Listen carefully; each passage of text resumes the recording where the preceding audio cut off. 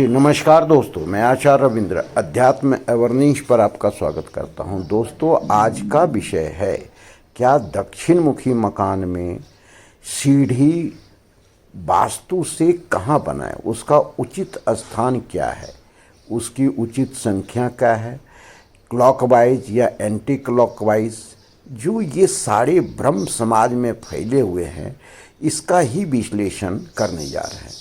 सीढ़ी आपके जीवन के प्रगति में चार चांद लगा देता है, क्योंकि आप जानते हैं कि सीढ़ी ऊपर की तरफ ले जाता है। ऊपर की तरफ ले जाने का मतलब है कि सीढ़ी जो है आपके प्रगति में ऊपर अर्थात आपके डेवलपमेंट को दर्शाता है।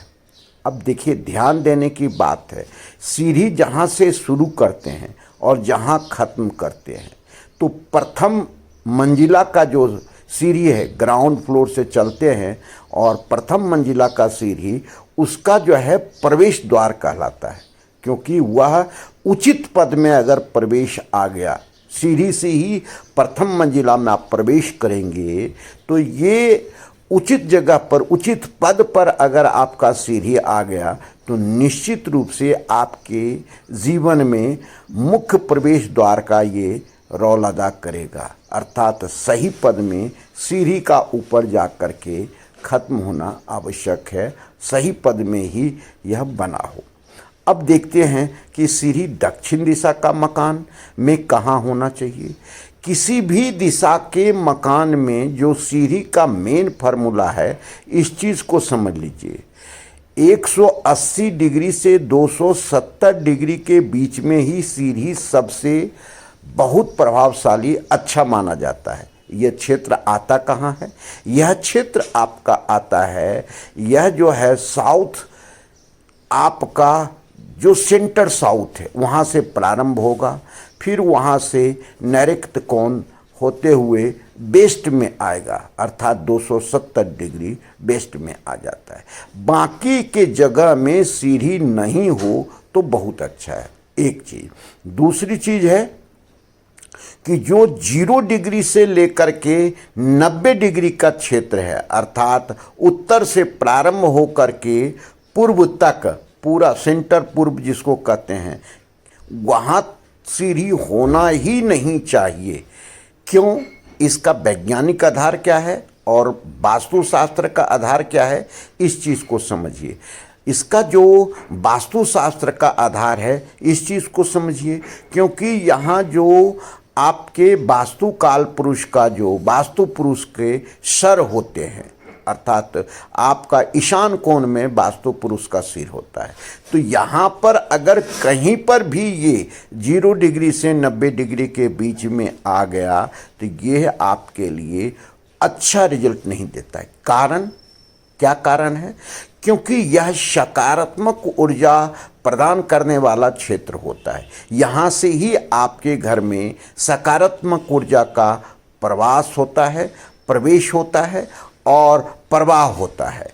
यहाँ पर कभी भी कोई विघ्नता आ जाए सीढ़ी जैसा, तो ये आपके विकास को रोक देता है। फिर कहते हैं कि हम वास्तु से घर बना लिए, लेकिन जो है सो यह हमारा डेवलपमेंट नहीं हो पा रहा है। तो ये वैज्ञानिक आधार भी है। दूसरा है कि यह हल्का जगह है, क्योंकि आप सर पे जितना कम आपका वजन रहेगा तो आप उतना अच्छा गुड फील करेंगे, अच्छा रहेगा, आप स्वस्थ रहेंगे, सुंदर रहेंगे, आपका डेवलपमेंट भी इकोनॉमिकल, सोशल सब अच्छा होगा। तो ये क्षेत्र में सीढ़ी होना ही नहीं चाहिए।